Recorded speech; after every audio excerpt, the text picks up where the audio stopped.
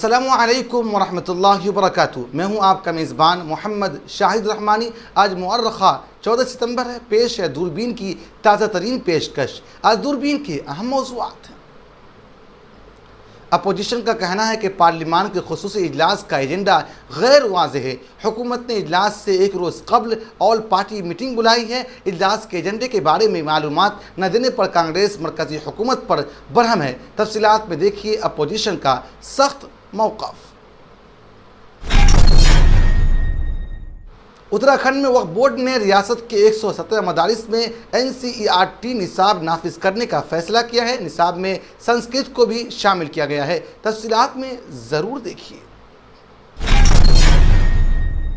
फौजदारी मुकदमात के media trial पर सुप्रीम कोर्ट ने तशवीश जाहिर की है। चीफ जस्टिस ऑफ इंडिया का कहना है कि मीडिया ट्रायल से इंसाफ की इंतज़ामिया मुतासिर हो रही है। तफसीलात में देखिए इस सिलसिले में अदालत उज़्मा ने मज़ीद क्या कुछ कहा। राजस्थान के शहर कोटा में एक और तलबा ने खुदकुशी कर ली। इस तरह कोटा में पिछले एक साल में खुदकुशी करने वाले तलबा की तादाद बढ़कर 24 हो गई है। तफसीलात में जानिए कुछ हैरत अंगेज हक़ायक़। समाजवादी पार्टी के सरबराह अखिलेश यादव ने आजम खान की मिल्कियत पर इनकम टैक्स के छापेमारी के हवाले से मरकज़ी हुकूमत पर सख्त नुक्ताचीनी की। उन्होंने और कहा है कि हुकूमत जितनी कमज़ोर हो गई, अपोजिशन पर छापे बढ़ गए हैं। कोर्ट ने ACB कोर्ट को हुक्म दिया है कि वह अगली समात आंध्र प्रदेश के साबिक़ वज़ीर आला चंद्रबाबू नायडू की तहवील के लिए CBI की तरफ से दायर दरख्वास्त पर कोई इंक्वायरी ना करे। अटक जेल के अंदर साइफर केस के समाअत कर रही पाकिस्तान की खुसूसी अदालत ने साबिक़ वज़ीर आज़म इमरान खान की जुडिशियल रिमांड में एक बार फिर 26 सितंबर तक तौसीक़ कर दी है। G20 समिट में शरीक चीनी वफ्द और भारतीय सिक्योरिटी फोर्सेस के माबैन गुज़िश्ता जुमेरात को करीब 12 बजे तक रस्साकशी और अफरा तफरी जारी रही। भारतीय और चीनी हुक्काम के दरमियान किस बात को लेकर ये रस्साकशी चली, तफसीलात में ज़रूर देखिए। रूस यूक्रेन जंग के दौरान शुमाली कोरिया के रहनुमा किम जोंग इन ने तकरीबन 4 साल बाद रूसी सदर व्लादिमीर पुतिन से मुलाकात की। किम ने रूस के साथ ताल्लुकात को शुमाली कोरिया की अव्वलीन तरजीह करार दिया। लीबिया में तबाहकुन सैलाब से हलाक होने वालों की तादाद 5000 से तजावुज़ कर गई है, जबकि सैकड़ों अफराद अब भी लापता है। तफसीलात में देखिए ताज़ा सूरत हाल। आप हमें YouTube पर देखने के अलावा हमारे तमाम सोशल मीडिया पेजेस पर भी फॉलो कर सकते हैं। आप फ़िक्र नज़र उर्दू का प्रोग्राम दूरबीन देख रहे हैं। मरकज़ ने पार्लिमान के खुसूसी इजलास से एक दिन कबल यानी 17 सितंबर को कुल जमाअती इजलास मीटिंग बुलाई है।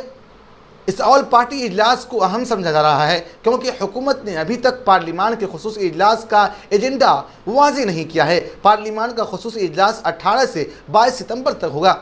पार्लिमान के खुसूसी इजलास के एजेंडे के बारे में मालूमात न देने पर कांग्रेस पार्टी मरकज़ी हुकूमत पर हमला कर रही है। कांग्रेस पार्टी ने सवाल उठाया कि सेशन शुरू होने में सिर्फ चंद दिन बाकी है, लेकिन शायद एक शख्स के अलावा किसी को एजेंडे के बारे में कोई मालूमात नहीं है। पार्टी के जनरल सेक्रेटरी जयराम रमेश ने माजी में मुनक़दा पार्लिमान के कुछ खुसूसी मीटिंगों का भी तज़किरा किया और कहा है कि खुसूसी मीटिंगों से पहले एजेंडे के बारे में मालूमात दस्तयाब थी। पार्लिमान का खुसूसी इजलास 18 सितंबर से शुरू होने वाला है और इससे ठीक एक दिन कबल यानी 17 सितंबर को नए पार्लिमान हाउस में हिंदुस्तानी परचम लहरा जाएगा। मीडिया रिपोर्ट्स के मुताबिक नए पार्लिमानी हाउस के दाखिली दरवाजे पर परचम कुशाई होगी और यह अमल राज्यसभा चेयरमैन और लोकसभा स्पीकर ओम बिरला अंजाम देंगे। इस दौरान वज़ीर आज़म नरेंद्र मोदी की मौजूदगी रहने के इम्कानात भी जाहिर किए जा रहे हैं। बताया जा रहा है कि पार्लिमान के खुसूसी इजलास के दौरान 19 सितंबर को पुराने पार्लिमानी हाउस से नए पार्लिमानी हाउस में मुंतकिली का प्रोग्राम भी होगा। यानी 18 सितंबर को पार्लिमानी इजलास शुरू होने के दूसरे दिन नए पार्लिमानी हाउस में इजलास होगा और 22 सितंबर को खुसूसी इजलास का इख्तिताम होगा। ये भी खबरें सामने आ रही है कि जब 18 सितंबर को पुराने पार्लिमानी हाउस में इजलास होगा तो पुराने पार्लिमानी हाउस की तामीर से लेकर अब तक की यादों को ताज़ा किया जाएगा। काबिल ज़िक्र है कि पार्लिमान का खुसूसी इजलास हंगामा खेज होने के आसार हैं क्योंकि अभी तक इजलास से मुताल्लिक कोई एजेंडा सामने नहीं आया है, जिसको लेकर अपोजिशन पार्टियां सख्त नाराज है। ज़राए के मुताबिक इस इजलास में हुकूमत one nation one election bill ला सकती है। उन खबरों के बाद अपोजिशन ने जारिहाना रुख इख्तियार कर लिया है। हाल ही में सोनिया गांधी ने हुकूमत को एक ख़त लिखा था, जिसमें कहा था कि बगैर किसी सलाह व मशवरा के खुसूसी इजलास का ऐलान कर दिया गया है, जो मुनासिब नहीं है। सुप्रीम कोर्ट ने फौजदारी मुकदमात के मीडिया ट्रायल पर तशवीश का इजहार करते हुए मरकज से पुलिस मीडिया ब्रीफिंग पर तफसीली रहनुमा हिदायत तैयार करने को कहा है। MHA को 2 माह में मीडिया ब्रीफिंग के हवाले से मैनुअल तैयार करने की हिदायत दी गई है। तमाम रियासतों के DGP 1 माह के अंदर MHA को तजावीज़ देंगे। अब इस केस की समाअत जनवरी 2024 के दूसरे हफ्ते में होगी। सुप्रीम कोर्ट फौजदारी मुकदमात में पुलिस की जानिब से मीडिया ब्रीफिंग के लिए रहनुमा उसूल तय करने के मामले की समाअत कर रहा था।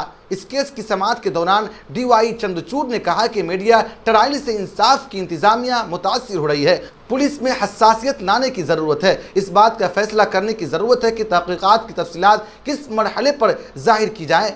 ये एक बहुत अहम मसला है, क्योंकि इसमें मुतासरीन और मुलजिमान के मफादात के साथ बड़े पैमाने पर अवाम का मफाद भी शामिल है। चीफ जस्टिस DY चंद्रचूड़ ने हुकूमत से कहा है कि वो 3 माह में मीडिया ब्रीफिंग के लिए पुलिस को तरबियत देने के लिए रहनुमा उसूल वाज़े करे। CGI ने कहा है कि ये बहुत अहम मामला है। एक तरफ लोगों को मामलात हासिल करने का हक़ है, लेकिन अगर तफ्तीश के दौरान अहम शवाहिद सामने आए तो तफ्तीश भी मुतासिर हो सकती है। हमें मुलजिमान के हुकूक का भी ख्याल रखना है।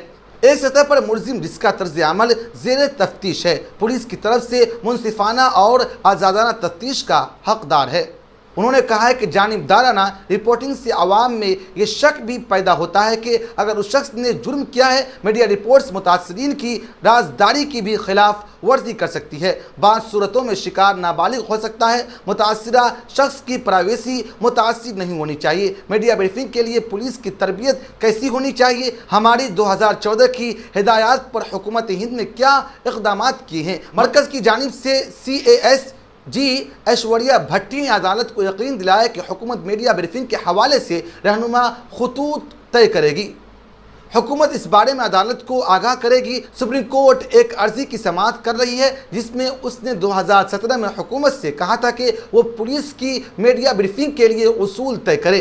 केस की MX क्यूरी सीनियर वकील गोपाल शंकर नारायण ने भी कहा है कि आरोशी केस में भी मीडिया ऐसा ही कर रहा था। हम मीडिया को रिपोर्टिंग करने से भी नहीं रोक सकते, लेकिन पुलिस को हसास होने की ज़रूरत है।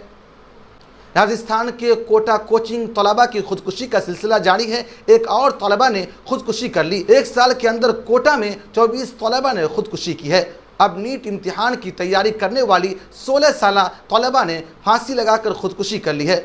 विज्ञान नगर थाने के SI अमर कुमार के मुताबिक रांची झारखंड की रहने वाली रीचा सन्हा 16 कोटा की इलेक्ट्रॉनिक कम्प्लेक्स में वाक़ हॉस्टल में रहते हुए एक कोचिंग सेंटर से नीट की तैयारी कर रही थी। उसने 5 माह पहले ही हॉस्टल में दाखिला लिया था। मंगल की रात देर गए पुलिस को तोलंडी के एक निजी अस्पताल से इत्तला मिली कि एक तलबा ने खुद को फांसी लगा ली है। लड़की को अस्पताल ले जाया गया, जहाँ उसे मुर्दा करार दिया गया। पुलिस ने बताया कि इब्तिदाई मालूमात से मालूम हुआ कि कुछ तलबा देर शाम अपने कमरे से बाहर नहीं आई थी। जब साथी तलबा ने उसे फ़ोन करने की कोशिश की तो उन्हें कोई जवाब नहीं मिला। उन्होंने हॉस्टल ऑपरेटर को उसकी इत्तला दी। कमरा का दरवाज़ा तोड़ा गया तो लड़की को फांसी के फंदे पर लटके हुए पाया गया। पुलिस ने बताया कि अहले खाना को मुत्तला कर दिया गया है और मामले की जांच की जा रही है। तलबा मई में कोटा आई थी और हॉस्टल के कमरे में एक साथी तलबा के साथ रहती थी। वार्डर अर्चना ने बताया कि रात तकरीबन 9:30 बजे एक दीगर तलबा के वालिद का फ़ोन आया और वो बात करने बालकोनी में आई थी।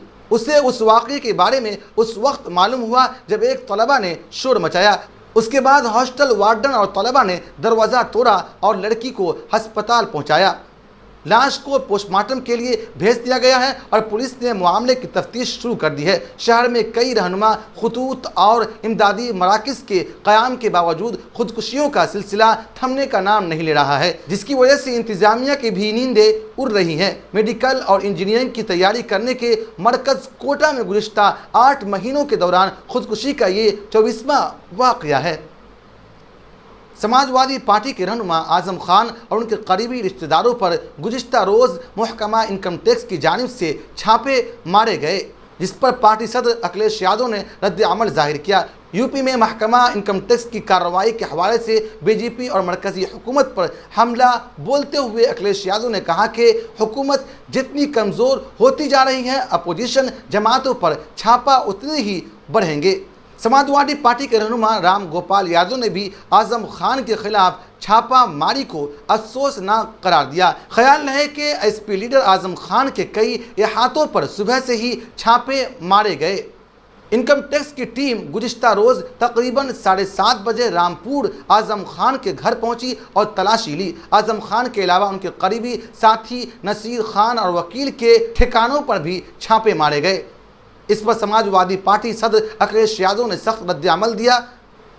अपने सोशल मीडिया अकाउंट एक्स पर पोस्ट में अखिलेश ने लिखा, हुकूमत जितनी कमज़ोर हो गई, अपोजिशन पर उतने ही छापे बढ़ते जाएंगे। अखिलेश यादव ने पहले भी मरकज़ी हुकूमत पर अपोजिशन को धमकाने का इल्ज़ाम लगाया था। तमिलनाडु में टीडीपी सदर और साबिक़ वज़ीर आला चंद्राबाबू नायडू की गिरफ्तारी पर अखिलेश यादव ने कहा था कि अपोजिशन रहनुमाओं को गिरफ्तार करना एक चलन बन गया है और जो लोग इक़्तिदार के साथ नहीं आ रहे हैं उन्हें जेलों में डाला जा रहा है। ज़राए के मुताबिक इनकम टैक्स की टीम आजम खान की मोहम्मद अली जौहर यूनिवर्सिटी के ट्रस्ट और अकाउंट्स की लेन देन की छानबीन कर रही है। इस दौरान आजम खान की फैमिली घर पर मौजूद है और उनके घर को चारों तरफ से मरकज़ी सिक्योरिटी फोर्सेस ने घेर लिया था और किसी को आने जाने की इजाज़त नहीं दी जा रही थी।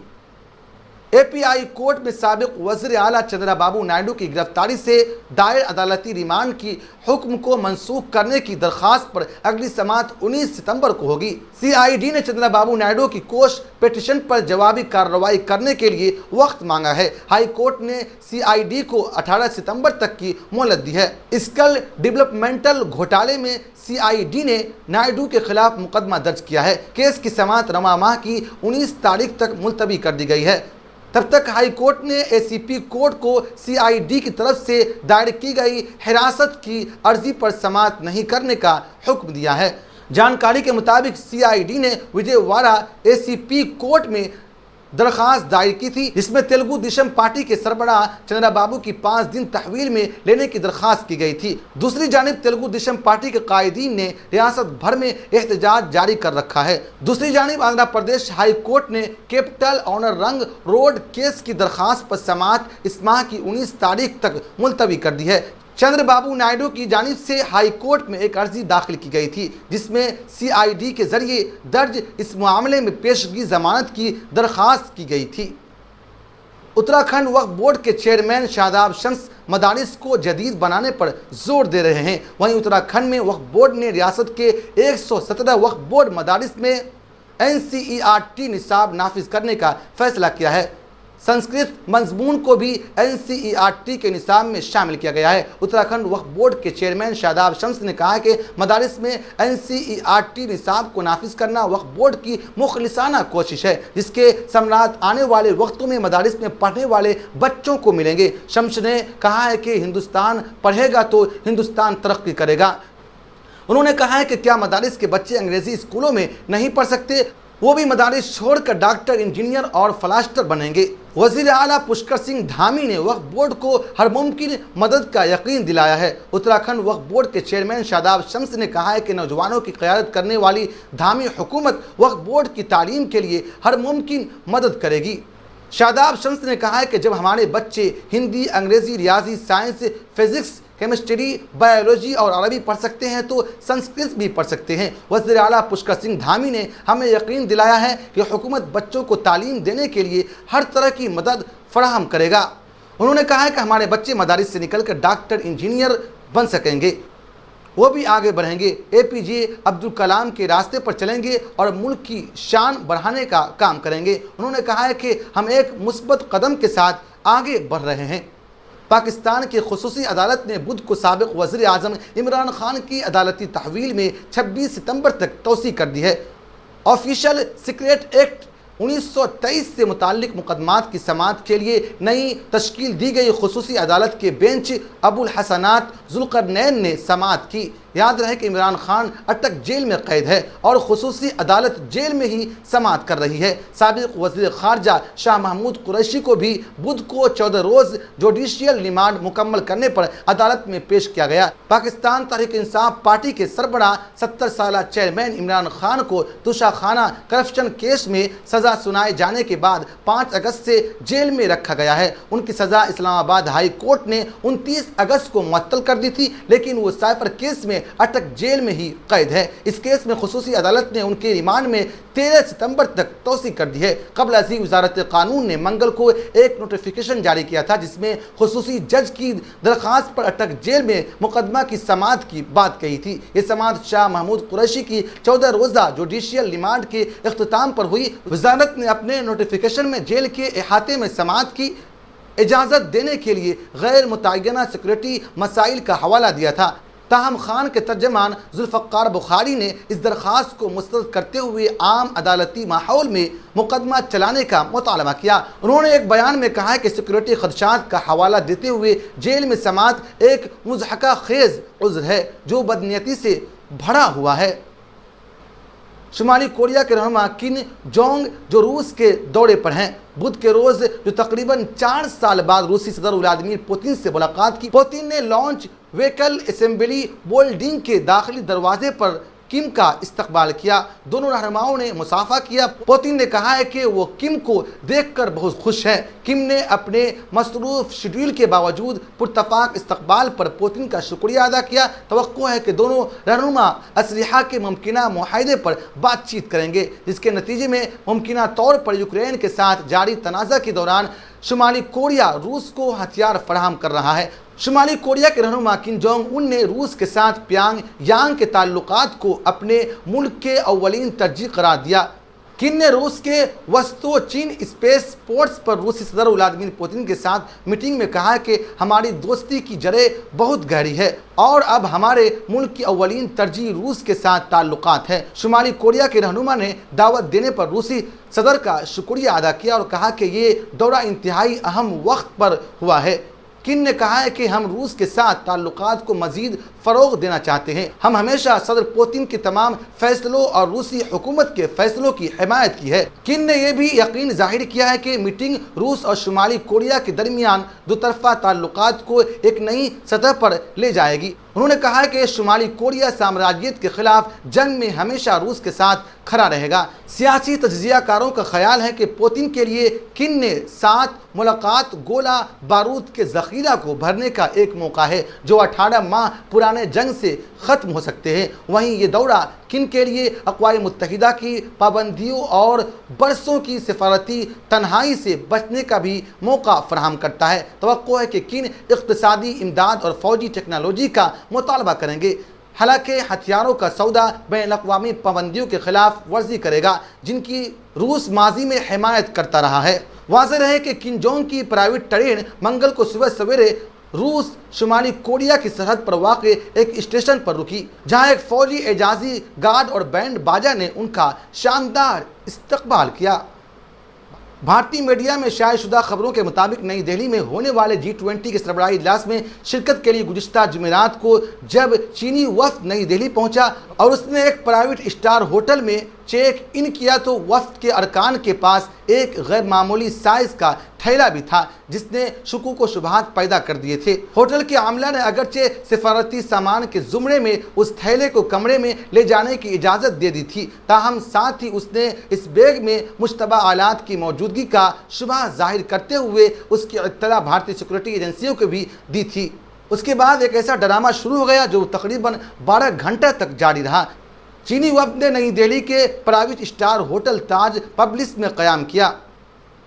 ہوٹل کے سیکورٹی عملے نے سفارتی پروٹوکول کا خیال رکھتے ہوئے چینی مہمانوں کا ان کے تمام بیگ اپنے ساتھ کمروں میں لے جانے کی اجازت دی تھی۔ ہوٹل اسٹاف کے ایک رکن نے بعد میں دیکھا تھا کہ چینی وفد کے ایک کمرے میں 2 بیگوں میں کچھ مشتبہ آلات رکھے ہوئے تھے۔ ہوٹل اسٹاف نے اس کی اطلاع بھارتی سیکورٹی حکام کو دی۔ اس پر سیکورٹی حکام نے چینی وفد سے ان تھیلوں کو اسکینر سے گزارنے کے لیے کہا، لیکن وفد نے ایسا کرنے سے انکار کر دیا۔ چینی وفد کا اصرار تھا کہ یہ چونکہ سفارتی پیکج تھا، لہٰذا اس کی جانچ نہیں کی جا سکتی۔ اس پر بھارتی سیکورٹی ایجنسیوں کے ساتھ وفد کے اراکین کے تکرار بھی ہوئے۔ چینی وفد کے انکار کی وجہ سے تعطل پیدا ہو گیا تھا۔ بھارتی میڈیا کی رپورٹوں کے مطابق بعد میں چینی وفد صرف ایک شخص کو چھوڑ کر دیگر تمام اراکین کے بیگ اسکرین کروائے، جس کی وجہ سے تمام بھارتی سیکورٹی اہلکاروں کا شبہ اور بھی بڑھ گیا۔ ان کے اس شبے کو اس وقت اور بھی تقویت ملی جب چینی وفد نے اپنے لیے علیحدہ اور پرائیویٹ انٹرنیٹ کنیکشن کا مطالبہ کر دیا۔ ہوٹل انتظامیہ نے تاہم یہ درخواست ٹھکرا دی، جس کے بعد 12 گھنٹے تک چلنے والا ڈرامہ شروع ہو گیا۔ رپورٹوں کے مطابق ہوٹل کے کمرے کے باہر ایک سیکورٹی ٹیم تعینات کر دی گئی تھی جو تقریباً 12 گھنٹے تک پہرا دیتی رہی، اور یہ ڈرامہ اس وقت تک اپنے اختتام کو پہنچا جب کافی طویل بحث کے بعد وفد مذکورہ بیگ کو چینی سفارت خانے منتقل کرنے پر راضی ہو گیا۔ نئی دہلی میں 9 اور 10 ستمبر کو ہونے والے G20 سربراہی اجلاس میں گوکا اس گروپ میں شامل تقریباً تمام ملکوں کے سربراہان مملکت اور حکومت اور دیگر خصوصی مہمانوں نے شرکت کی، لیکن روس کے صدر ولادیمیر پوتین اور چینی صدر شی جن پنگ اس سمٹ میں شریک نہ ہوئے۔ شی جن پنگ نے اپنی جگہ چینی وزیر اعظم لیانگ پیانگ کو نئی دہلی بھیجا تھا۔ تجربہ کاروں کا کہنا ہے کہ شی جن پنگ کے عدم شراکت بھارت اور چین کے درمیان کشیدہ تعلقات کا ایک اور ثبوت ہے۔ حالانکہ بھارتی وزیر خارجہ ایس جے شنکر نے اسے بھارت کی سفارت کاری کی ناکامی ماننے سے انکار کر دیا اور کہا کہ ہر ملک کو خود فیصلہ کرنا ہوتا ہے کہ وہ کس سطح پر اپنی نمائندگی کرے گا، اس لیے ہم یہ نہیں ہے کہ کسی ملک نے کیا موقف اختیار کیا، بلکہ اہم بات یہ ہے کہ مباحث اور نتائج میں اس ملک کا کیا حصہ کتنا رہا۔ اس کا اطلاق چین پر بھی ہوتا ہے۔ خیال رہے کہ یوں تو بھارت اور چین کے درمیان عرصوں سے سرحدی تنازعات جاری ہیں، لیکن سن 2020 میں بھارتی اور چینی دستوں کے مابین لداخ میں ہونے والے پرتشدد جھڑپوں کے بعد سے دو طرفہ تعلقات مزید کشیدہ ہو گئے ہیں۔ مشرقی لیبیا کی حکومت کی وزارت داخلہ کے ترجمان طارق الخرزان کا کہنا ہے کہ تباہ کن سیلاب سے ہلاک ہونے والوں کی تعداد 5200 ہو گئی ہے۔ طارق نے جرمن میں خبر رساں ایجنسی DPA کو بتایا کہ امدادی کاموں میں مصروف کارکنانوں لاشیں نکالنے کا کام جاری رکھے ہوئے ہیں، تاہم آزاد ذرائع سے ہلاک و لاپتہ افراد کی تعداد کے حوالے سے کیے جانے والے دعووں کی تصدیق نہیں ہو پائی ہے۔ طارق نے مزید بتایا کہ درنا شہر کا تقریباً 1/4 حصہ تباہ ہو گیا۔ ان کے بقول سمندری طوفان ڈینیل کی وجہ سے شہر کے 2 ڈیم ٹوٹ گئے اور سیلابی ڈیلا اپنے ساتھ عمارتوں اور لوگوں کو بہا لے گیا۔ شہادت کے میئر حسین نے DPA کو بتایا کہ طوفانی بارش کی وجہ سے خطے کے تقریباً 20,000 مربع کلومیٹر کے علاقے میں پانی بھر گیا ہے۔ ماہرین کے مطابق سن 1963 میں ملک میں آنے والے المرج زلزلہ کے بعد سے یہ اب تک کی سب سے بڑی قدرتی آفت ہے۔ لیبیا میں طوفان کے سبب ہزاروں افراد کی ہلاکت کا خدشہ International Federation of Red Cross اور ہلال احمر سوسائٹیز کے سربراہ تمر رمضان نے بتایا۔ اس ہلاکت خیز سیلاب کی وجہ سے تقریباً 10,000 افراد لاپتہ ہیں۔ انہوں نے بتایا کہ لیبیا کے دوسرے بڑے شہر بنغازی کے علاوہ دیگر کئی مشرقی شہر بھی طوفان کے زد میں آ گئے ہیں۔ انہوں نے مزید کہا کہ ہلاک ہونے والوں کی تعداد بہت زیادہ ہو گئی ہے۔ تمر رمضان نے ویڈیو لنک کے ذریعے صحافیوں سے بات کرتے ہوئے کہا، ہم معلومات کے اپنے آزاد ذرائع سے یہ تصدیق کر سکتے ہیں لاپتہ افراد کی تعداد 10,000 تک پہنچ چکی ہے۔ سیلاب سے ہلاک ہونے والوں کی صحیح تعداد کا ابھی تک اندازہ نہیں ہو پایا ہے۔ بوابطہ الوسط نامی جریدہ کی ویب سائٹ نے منگل کے روز بتایا کہ 300 سے زائد لاشوں کو اجتماعی قبروں میں دفن کر دیا گیا۔ لیبیا کے وزارت صحت عثمان عبدالجلیل نے المسمارٹ TV چینل کو بتایا کہ درنا میں بہت سے متاثرین پھنسے ہوئے تھے اور بہت سی لاشیں بکھری پڑی ہوئی تھی، چونکہ درنا کے اطراف کے علاقے اس سے کٹ گئے ہیں، اس لیے ہلاکتوں اور لاپتہ ہونے والے لوگوں کی صحیح تعداد کا پتہ لگانا مشکل ہو پڑ رہا ہے۔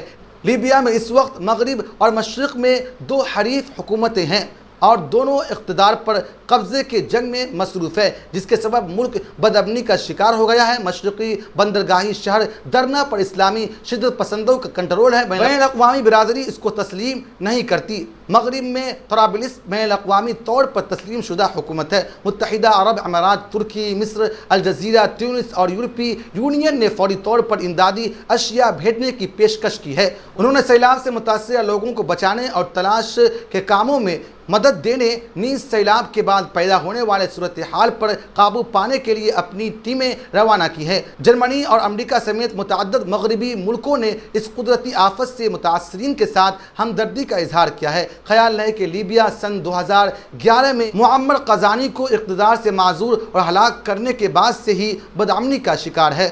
تیل سے مالا مال اس ملک پر اقتدار حاصل کرنے کے لیے متعدد گروپ باہمیں متصادم ہیں۔ غیر ملکی حکومتوں نے بھی اس تصادم کو ہوا دینے کا کام کیا۔ فکر و نظر کی خاص بلیٹن دوربین کی گزشتہ پیشکش میں دیپک کمار، انکت رائے، ابو اشرف علی گڈاوی، روشن محمود احمد، محمد نوشاد عالم رحمانی، عاقب انصاری، نسیم احمد ندوی رحمانی صاحبان نے اپنا قیمتی تبصرہ کر کے ہماری حوصلہ افزائی کی ہے۔ ہم اپنے تمام ناظرین کا شکریہ ادا کرتے ہیں۔ آپ مجھ سے، ہمارے ساتھیوں سے ٹویٹر یعنی ایکس پر بھی رابطہ کر سکتے ہیں۔ ہمارا ٹویٹر ہینڈل ہے @فکر و نظر۔ شکریہ۔